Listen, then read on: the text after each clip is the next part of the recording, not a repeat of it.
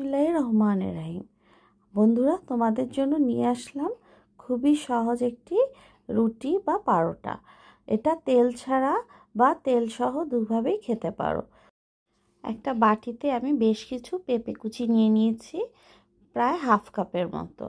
আর দিয়ে দিব এখানে গাজর কুচি, আর দিয়ে দিব কাঁচামরিচ কুচি, পেঁয়াজ কুচি। এটা কিন্তু হেলদি একটা রুটিও হবে, পারোটাও চাইলে খেতে পারবে এবং খুবই ঝটপট করে এই রুটি পারোটাটা তৈরি করে নেওয়া যায়। দিয়ে দিলাম বেশ কিছু পেঁয়াজের কলি। তোমরা চাইলে এখানে বাঁধাকপি কুচি দিয়েও এই রুটিটা বানাতে পারো। দিয়ে দিলাম লবণ পরিমাণ মতো, হাফ চামচের মতো। আর ঝালের জন্য দিয়ে দেবো একটু মরিচের গুঁড়া, আর দিয়ে দেবো একটু ধনে গুঁড়া আর জিরার ফাঁকি। এই তো সব কিছু দেওয়া হয়ে গেলে দিয়ে দিব একটু, যাতে পিঠাটা একটু মচমচে হয়, তার জন্য বেকিং পাউডার দিয়ে খুব ভালো করে এখন মেখে নেব। তোমরা চাইলে এখানে একটা ডিম দিতে পারো, আবার ডিম না দিলেও চলবে।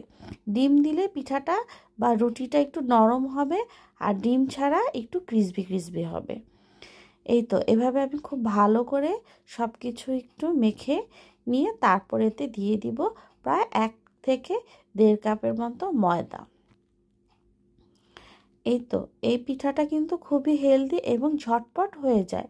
সকালের নাস্তা বা বিকেলে বা রাতেও যদি কেউ হেলদি রুটি বা পারোটা খেতে চায়, এরকমভাবে সবজি কুচি করে তারপর মেখে নিয়ে ময়দা দিয়ে দিলেই হয়ে যাবে।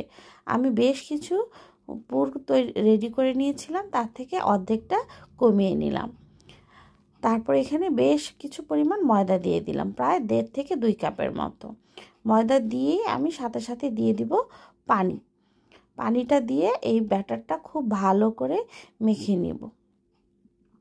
এভাবে ব্যাটারটা যখন খুব ভালো করে মাখা হয়ে যাবে, তোমরা চাইলে চামিচ দিয়েও নেড়ে চেড়ে ব্যাটারটা মেখে নিতে পারো।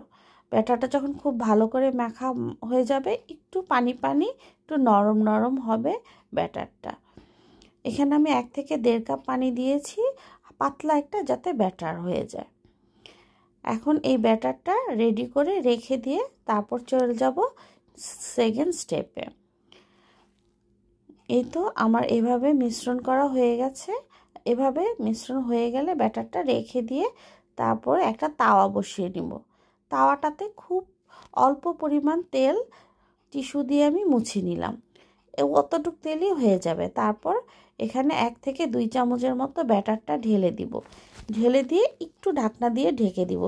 যেহেতু এখানে পেঁপে আর গাজর দিয়েছি, তার জন্য ঢেকে দিচ্ছি। এভাবে ঢেকে করলে কিন্তু খুব তাড়াতাড়ি হয়ে যাবে, ঝটপট, মাত্র 2 মিনিটেই।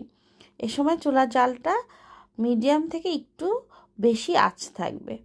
এভাবে নিচটা যখন হয়ে আসবে, তখন খুন্তি দিয়ে উল্টিয়ে দিতে হবে।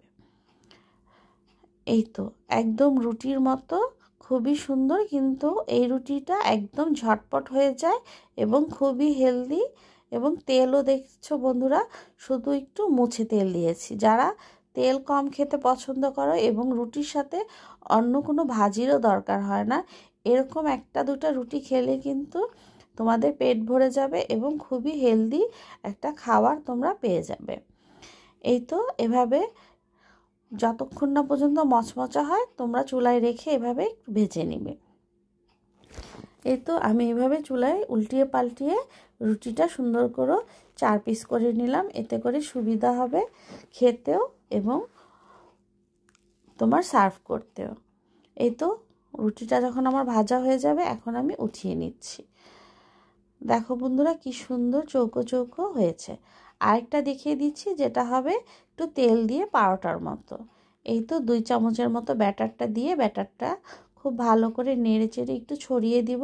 তোমরা চাইলে মোটা করেও দিতে পারো, আর আমি এখানে পাতলা করে দিয়ে ঢাকনা দিয়ে ঢেকে দিচ্ছি। এই তো যখন আমার একটা পাশ হয়ে যাবে, তখন উল্টিয়ে দিয়ে তারপর একটুখানি তেল চারিদিকে গড়িয়ে দিব। এতে করে রুটিটা একটু পারোটার মতো ভাজা ভাজা হবে। যারা এভাবে পারোটার মতো খেতে চাও, তারা কিন্তু এভাবে খেতে পারো। এটা খুবই মজার এবং ঝটপট হয়ে যায়। যে কোন চুলায় চা বসিয়ে দিয়েই কিন্তু তোমরা এই নাস্তাটা করে ফেলতে পারো। এটা ডুবো তেলের কোনো প্রয়োজন হয় না, একদম তাওয়ার মধ্যেই অল্প তেলে রুটির মতো বা পরাটার মতো এভাবে ভেজে ভেজে খেতে পারো। সস বা চাটনির সাথেও ভালো লাগবে।